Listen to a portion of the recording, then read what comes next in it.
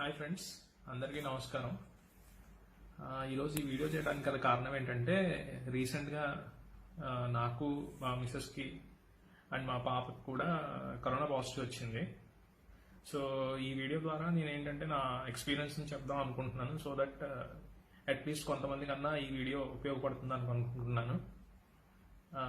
ముందుగా యాక్చువల్గా నాకు కరోనా ఎలా వచ్చింది అంటే దానికి నా దగ్గర సమాధానం లేదు. మేబీ నేను కొన్నిసార్లు మార్కెట్కి వెళ్ళినప్పుడు మేబీ మనీ ద్వారా వచ్చిందని నేను అనుకుంటున్నాను. అది కాకుండా ఇంకొక ఆప్షన్ నాకేం కనిపించట్లేదు, ఎందుకంటే మా కంపెనీ నాదే ఫస్ట్ కేసు. సో ఫస్ట్ ఏమైందంటే యాక్చువల్గా చాలా చిన్న డ్రై కాఫ్లా స్టార్ట్ అయిందండి, పొడి దగ్గులా స్టార్ట్ అయింది. అది ఎలా అంటే చాలా చాలా లైట్ అనమాట. అసలు మీకు కనుక ఈ కరోనా అనే ఎఫెక్ట్ లేకపోతే కనుక మీరు అసలు దాన్ని పట్టించుకోరు. యాక్చువల్గా నేను పట్టించుకోలేదు. సో నెక్స్ట్ డే వచ్చేసరికి స్లైట్గా గొంతు నొప్పి ఫీవర్ స్టార్ట్ అయింది. కానీ మా ఫ్రెండ్స్ అందరూ, కొలీగ్స్ అందరూ ఏమన్నారంటే ఇది ఫ్లూ సీజన్ కదా, క్లైమేట్ చేంజ్ అవుతుంది, సో దానివల్ల వచ్చి ఉంటుంది, లైట్ తీసుకో, అలాంటిది ఏం పట్టించుకోమాక అన్నారు.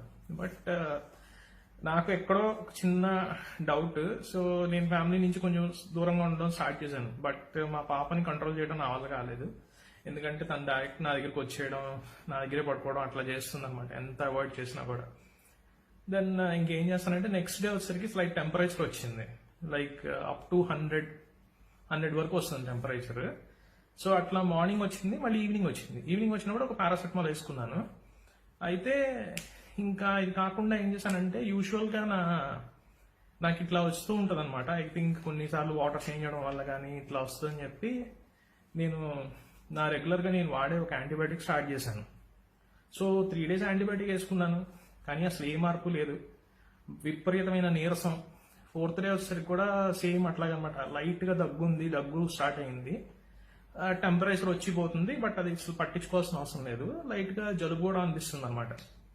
ఇవన్నీ ఏంటంటే అలా నార్మల్గా అయితే కరోనా టైం కాకపోతే మీరు చాలా లైట్ తీసుకుంటారు, అసలు మీకు అసలు అనిపించడం కూడా అనిపిస్తుంది. కానీ సో సడన్గా ఏమైందంటే ఎవ్రీడే మార్నింగ్ లేచేటప్పుడు ఈ రోజు నార్మల్ అవుతుంది అనుకుంటున్నాను, కానీ అసలు నార్మల్ అవ్వట్లేదు.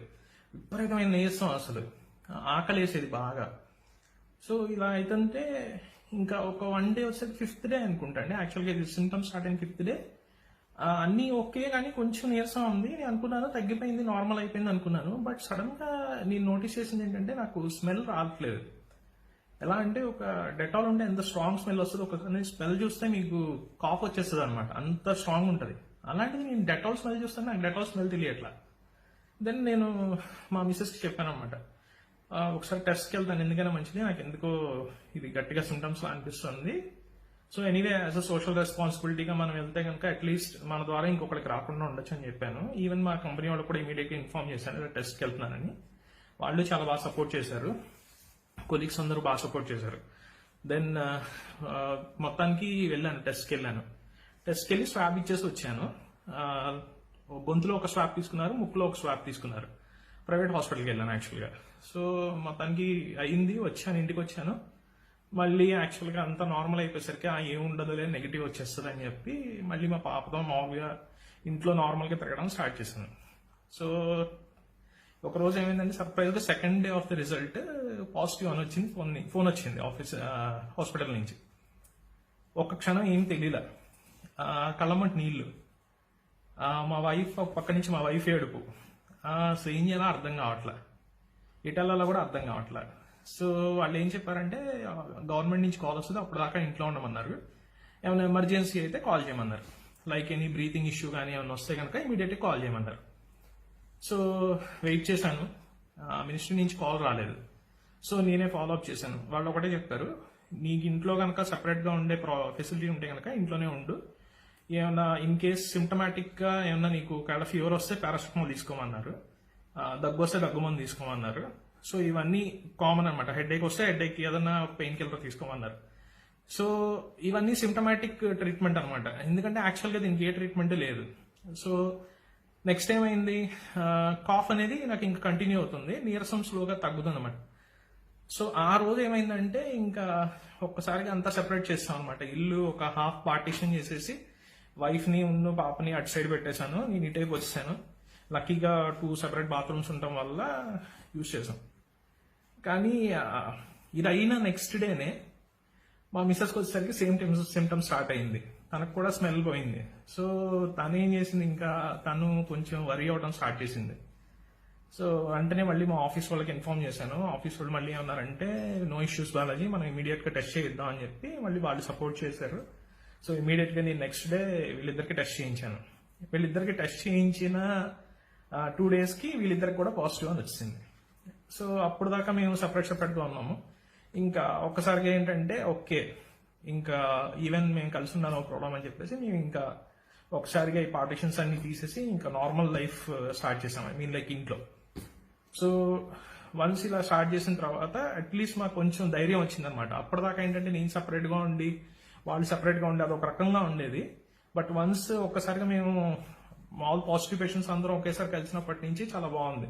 కొంచెం ఎందుకంటే ఒకరికొకరు ధైర్యం చెప్పుకొని మొత్తానికి మేము ఒక్కొక్కరు సపోర్ట్ చేసుకున్నాం. సెకండ్ థింగ్ వచ్చేసరికి నేను చేసిన మంచి పని ఏంటంటే ఇమీడియట్ గా నాకు ఎప్పుడైతే డ్రై కాఫ్ స్టార్ట్ అయిందో నెక్స్ట్ డే నుంచి హాట్ వాటర్ తీసుకోవడం, ఈ జింజర్ డ్రింక్ తీసుకోవడం, నెక్స్ట్ వచ్చేసరికి ఇన్హలేషన్, స్టీమ్ ఇన్హలేషన్, ఆవిరి పట్టడం, ఇట్లాంటివన్నీ చేయడం స్టార్ట్ చేశాను. జస్ట్ క్యాజువల్ గా స్టార్ట్ చేశాను. ఐ మీన్ లైక్ సీరియస్ గా కాకుండా. కానీ వన్స్ ఎప్పుడైతే కరోనా పాజిటివ్ అని తెలిసిందో నేను దీని ఇంటెన్సిటీ బాగా పెంచాను అనమాట. లైక్ 3 times గార్గ్లింగ్ చేసేవాడిని సాల్ట్ వాటర్ తో. దాన్ని 2-3 సార్లు ఆవిరి పట్టాము. నేను మా వైఫ్ ఇద్దరం అనమాట. ఇది ప్రాసెస్ అంతా సేమ్. ఒక ఫ్లాస్క్ పెట్టుకొని కంటిన్యూస్ గా హాట్ వాటర్ తాగడం, హాట్ వాటర్ లో జింజర్, పసుపు, అల్లం, పసుపు అండ్ నిమ్మకాయ, కొంచెం తేనె వేసుకుని రెగ్యులర్ గా అదే వాటర్ తాగడం, ఇంకా నార్మల్ వాటర్ కాకుండా. సో విటమిన్ సి తీసుకున్నాం. విటమిన్ సి యాక్చువల్గా ఏంటంటే సప్లిమెంట్స్ ద్వారా తీసుకున్నాం. పర్ డే వచ్చేసరికి 1000 mg కావాలి కాబట్టి సో అది తీసుకున్నాం. మల్టీవిటమిన్స్ తీసుకున్నాం. నేను వచ్చేసరికి కాఫ్ సిరప్ యూస్ చేస్తున్నాను. సో సిమ్టమ్స్ కేసులో మా వైఫ్కి వచ్చేసరికి ఇనీషియల్ గా తనకి లైట్ గా ఫీవర్ వచ్చింది. ఒక 2 days కోల్డ్ ఉంది లైట్ గా, అంతే. దానికి తర్వాత ఇంకా తనకి ఏం సిమ్టమ్స్ లేవు. షీ వాస్ పర్ఫెక్ట్లీ ఫైన్ అనమాట. బేబీ సిమ్టమ్స్ వచ్చేసరికి ఎప్పుడైతే టెస్ట్ ఇచ్చి వచ్చామో నెక్స్ట్ డే నుంచి బేబీకి ఫీవర్ స్టార్ట్ అయింది. మేము చాలా వరీ అయ్యాం. కాకపోతే బై గాడ్స్ గ్రేస్ ఏంటంటే బేబీస్ కి న్యాచురల్ గానే ఇమ్యూనిటీ పవర్ మనకన్నా చాలా ఎక్కువ ఉంటుంది. So she recovered. Like 2 days fever వచ్చింది కంటిన్యూస్ గా. తర్వాత కోల్డ్ ఉంది, బట్ తను యాక్టివ్ గా ఉంది. సో అందరూ ఏం చెప్పారంటే మేము మినిస్ట్రీకి కూడా కాల్ చేసి మినిస్ట్రీ ఏం చెప్పారంటే వాళ్ళు యాక్టివ్ గా ఉంటే కనుక మీరేం పట్టించుకోకండి, వదిలేసేయండి అని చెప్పారు. సో ఏమన్నా ఇమీడియట్ గా ఏమన్నా ప్రాబ్లం వస్తేనే కాల్ చేయమన్నారు. సో అదే పట్టుకొని మేము నార్మల్ గా మా రెగ్యులర్ లైఫ్ స్టైల్లో మంచిగా ఫుడ్ ప్రిపేర్ చేసుకున్నాం, తిన్నాం. మా కొంతమంది కొలీగ్స్, ఫ్రెండ్స్ వీళ్ళందరూ సపోర్ట్ చేశారు. గ్రాసరీస్ అన్ని తీసుకొచ్చి ఇవ్వడం అన్ని చేశారు. సో మంచిగా వండుకున్నాం, తిన్నాం. కొంచెం పీస్ఫుల్ గా ఉండడం స్టార్ట్ చేసాం. అప్పుడు దాకా చాలా భయపడ్డాం. ఒక వారం మేము బాగా భయపడుతూ బ్రతికాం. తర్వాత అంత స్లోగా నార్మల్ అవుతుంది స్టార్ట్ అయిందనమాట. దెన్ ఇంకా వచ్చేసరికి 2 weeks అయింది. 2 weeks అయితే ఇంకా డైరెక్ట్ టెస్ట్కి వెళ్ళిపోయాం. టెస్ట్కి వెళ్ళిపోతే ముగ్గురం శాంపిల్స్ ఇచ్చాము. 3 days తర్వాత ముగ్గురికి నెగిటివ్ వచ్చింది. సో ఇమీడియట్ గా మళ్ళీ ఇంకో శాంపిల్ ఇచ్చాం. ఇమీడియట్ గా మళ్ళీ 2 days తర్వాత ఇద్దరికి నెగిటివ్ వచ్చేసింది. సో నేను ఎన్ఓసి తీసుకొని గవర్నమెంట్ నుంచి నేను వర్క్ స్టార్ట్ చేశాను. సో ముఖ్యంగా నేను చెప్పేది ఏంటంటే ఈ కరోనానే కాదు, మీకు ఏమైనా లైట్ ఇన్ఫెక్షన్ అనిపించినప్పటి నుంచి ఈ ఆవిరి పట్టడం, దెన్ ఈ గార్గ్లింగ్ చేయడం, సాల్ట్ వాటర్ గార్గ్లింగ్ చేయడం, అండ్ దెన్ ఈ హాట్ వాటర్ కంటిన్యూస్ గా తాగుతూ ఉండడం. ఇంకొకటి వచ్చేసరికి జింజర్ డ్రింక్ అనమాట. ఈ అల్లం డ్రింక్ వచ్చేసరికి నేను మీకు ఒక లింక్ పెడతాను. ఆ లింక్ లో మీకు ఆ జింజర్ డ్రింక్ ఎలా తయారు చేసుకోవాలో ఉంటుంది అనమాట. ఐ మీన్ లైక్ మేము ఎలా ఫాలో అయ్యాం అని చెప్పి. సో ఇదొకటి ఫాలో అయ్యాం. నెక్స్ట్ థింగ్ వచ్చేసరికి డైరీ ప్రోడక్ట్స్ అసలు స్టాప్ చేస్తాం కంప్లీట్ గా. మిల్క్ మిల్క్ ప్రోడక్ట్స్ కానీ లైక్ యోగట్ కానీ ఇవన్నీ కంప్లీట్ గా స్టాప్ చేస్తాం. ఏదైతే జలుబు చేసే ఇవి ఉంటాయి, ఐ మీన్ జలుబుకి సపోర్ట్ చేసే ఉంటాయో అన్ని స్టాప్ చేస్తాం కంప్లీట్ గా. డ్రై ఫ్రూట్స్ తీసుకున్నాం. నెక్స్ట్ వచ్చేసి ఫ్రూట్స్ అండ్ వెజిటబుల్స్ రెగ్యులర్గా తీసుకున్నాం. మీట్ తీసుకున్నాం. చికెన్, ఎగ్స్ అన్ని కంపల్సరీ తీసుకున్నాం అన్నమాట. సో ఇది వచ్చేసరికి డైట్ మొత్తం అంతా. సో ఇంకొకటి ఏంటంటే నేను చెప్పేది ఈ ఫుడ్ హ్యాబిట్స్, ఇంకా ఈ చెప్పిన టిప్స్ ప్రకారం కాకుండా ఇంకా ముఖ్యంగా మీరు చేయాల్సింది ఏంటంటే ఫస్ట్ ఆఫ్ ఆల్ మీరు అస్సలు భయపడకండి. కరోనా అనేది అసలు భయపడద్దు. మీరు ఇప్పుడు కరోనా వచ్చింది నాకేదో అయిపోతుంది అనుకుంటే మాత్రం కంపల్సరీగా మీ బీపీ షూటప్ అయిపోవడం, ఇట్లాంటి ప్రాబ్లమ్స్ చాలా వస్తాయి. నేను చాలా కేసెస్ చూసాను. మేము చాలా భయపడ్డాం. బట్ లక్కీగా ఏంటంటే మాకు కొంచెం అట్లీస్ట్ కొంచెం అవేర్నెస్ ఉంది కాబట్టి మేము ఐ మీన్ లైక్ అట్లీస్ట్ ఒకరినొకరు సపోర్ట్ చేసుకొని ఇదయ్యాం అనమాట. కొంచెం అంత డిప్రెస్ అయిపోలేదు. సో నెక్స్ట్ థింగ్ వచ్చేసరికి న్యూస్ చూడటం మానేయండి. కంప్లీట్గా న్యూస్ అనేది, అసలు ఈ కరోనా గురించి న్యూస్ అనేది మాత్రం ఆపేసేయండి. ఎవరి నోటుకు వచ్చినట్టు వాళ్ళు చెప్తున్నారు. యాక్చువల్గా అయితే కొంతమంది ఏం చెప్తున్నారంటే, ఒకసారి నీకు కరోనా వచ్చేసింది కదా, ఇంకా నీకు కరోనా రాదు అని చెప్తున్నారు. అలాంటిది అసలు ఎక్కడా లేదు. ఒకసారి వచ్చినా కూడా మళ్ళీ వచ్చే అవకాశాలు ఇంకా ఉన్నాయి. బట్ స్టిల్ స్టడీస్ ఇంకా జరుగుతున్నాయి. సో మీరు ఇంకా డైరెక్ట్గా ఒకసారి వస్తే రాదు అనే అపోహలో ఉండద్దు. సెకండ్ థింగ్ వచ్చేసరికి దయచేసి మీకు ఏమైనా చిన్న హెల్త్ ఇష్యూ అనిపించినా సరే, లైక్ ఈ సిమ్టమ్స్లో ఏ ఒక్కటి ఉన్నా సరే, దయచేసి సోషల్ రెస్పాన్సిబిలిటీగా మిమ్మల్ని మీరు ఐసోలేట్ చేసుకోండి, అథారిటీస్కి ఇన్ఫార్మ్ చేయండి. ఇంకొకరికి ప్రాబ్లం క్రియేట్ చేయకండి. ఎందుకంటే మీ కేసులో మేబీ మైల్డ్ కేసుగా కావచ్చు, బట్ అది ఇంకొకరికి ప్రాణాంతకం అయ్యే అవకాశం చాలా ఉంది. ఎస్పెషల్లీ వయసు అయిన వాళ్ళకి చాలా ప్రమాదం. చాలా కేసెస్ చూస్తున్నాం. ఓన్లీ వయసు అయిన వాళ్ళకి ఇది చాలా డేంజరస్ గా చెప్తున్నారు. ఇంకా చెప్పాలంటే మాకు ప్రీ కండిషన్స్ కూడా ఉన్నాయి, హెల్త్ కండిషన్స్. బట్ స్టిల్ మేము ఎట్లా అయినా సరే దీన్ని ఫైట్ చేసాం. బికాస్ మా అంతా కొంచెం యంగ్ కాబట్టి, మా ఇమ్యూనిటీ పవర్ కొంచెం బెటర్గా ఉంది కాబట్టి ఫైట్ చేయగలిగాం. సో నేను చెప్పేది ఏంటంటే, మళ్ళీ సోషల్ రెస్పాన్సిబిలిటీగా మీకు ఏమాత్రం చిన్న సందేహం ఉన్నా కూడా దయచేసి మీ ఇంట్లో వాళ్ళని కాపాడండి, అట్లీస్ట్ మీ బయట వాళ్ళని కూడా కాపాడండి. అండ్ ఆల్సో కంటిన్యూస్గా బయటకు వెళ్ళినప్పుడు మాస్క్ యూజ్ చేయండి. అండ్ ఆల్సో హ్యాండ్స్ ఎప్పటికప్పుడు శానిటైజ్ చేసుకుంటూ ఉండండి. మనీ విషయంలో మాత్రం చాలా జాగ్రత్తగా ఉండండి, ఎందుకంటే మనీ ద్వారా కూడా వస్తుంది. Maximum cardless payments, like cashless payments use చేయండి. And also even any documents ఏదైనా సరే చాలా కేర్ఫుల్గా ఉండండి. థింగ్స్ కూడా గ్రాసరీ నుంచి తెచ్చుకుని అక్కడ థింగ్స్ కూడా ఎప్పటికప్పుడు క్లీన్ చేసుకొని, యూజువల్గా మేము ఏం చేస్తున్నాం అంటే డెటాల్ స్ప్రే బాటిల్ వేసుకొని థింగ్స్ అన్ని స్ప్రే చేసుకొని మళ్ళీ ఫ్రిడ్జ్లో పెట్టుకుంటున్నాం. సో కొంచెం ఓపిక చేసుకుని ఇవన్నీ ఫాలో అయితే కనుక డెఫినెట్గా మనం దీనిలోంచి బయటకు వచ్చేయచ్చు. ఫైనల్గా నేను చెప్పేది ఏంటంటే, కరోనా గురించి భయపడద్దు అని ఎందుకు చెప్తున్నాను అంటే, కరోనాకి భయపడద్దు, బట్ సోషల్ రెస్పాన్సిబిలిటీగా ఇది వేరే వాళ్ళకి స్ప్రెడ్ అవ్వకుండా ఆ చైన్ని బ్రేక్ చేద్దాం. ఓకే. ఇంకొక విషయం ఏంటంటే, నాకు నెగిటివ్ వచ్చిన తర్వాత కూడా కాఫ్ అనేది కంటిన్యూ అయింది. సో ఎంత కాఫ్ సిరప్స్ వాడినా కూడా ప్రయోజనం లేదు. సో దానికి వచ్చేసరికి నేను ఏం చేశానంటే, ఒక 2 days మాత్రం రెగ్యులర్గా ఎవ్రీ 1 hourకి ఒకసారి hot water with salt gargling చేశాను అనమాట. ఉప్పు వేసిన నీళ్ళతో పుక్కిలించాను. కంటిన్యూస్గా అది 2 days చేశాను. దాని తర్వాత నుంచి నాకు దగ్గు చాలా బాగా తగ్గిపోయింది. నెక్స్ట్ వచ్చేసరికి మా వైఫ్ వచ్చేసరికి ఆస్మాటిక్, నాకు కూడా వచ్చేసరికి కొన్ని ప్రీ కండిషన్స్ ఉన్నాయి. సో మేము ఈజీగా బయటకు వచ్చాం. సో మీరు కూడా అసలు భయపడాల్సిన అవసరం లేదు. ఈ చాలా ఈజీగా ఓవర్కమ్ అవుతారు ఈ సిచ్యువేషన్స్ అన్నిటినీ. బట్ ఏంటంటే, మీకు కనుక ఒక ఛాన్స్ ఉంటే కనుక ఇన్ బిట్వీన్ ఒక్కసారి డాక్టర్ని కన్సల్ట్ చేసి ఒక ఎక్స్రే కానీ ఏమైనా తీయించుకోవడం బెటర్. లైక్ నెక్స్ట్ ఇన్ఫెక్షన్ తగ్గిన తర్వాత జస్ట్ ఏం లేదు, మీ లంగ్స్ అన్ని ప్రాపర్గా ఉన్నాయా లేదా, ఇన్ కేసు ఏమైనా చిన్న మైనర్ ఇన్ఫెక్షన్స్ ఏమైనా ఉన్నాయా లేదా చూసుకొని దానికి తగ్గట్టు యాంటీబయాటిక్స్ వాడుకున్నా తగ్గిపోతుంది.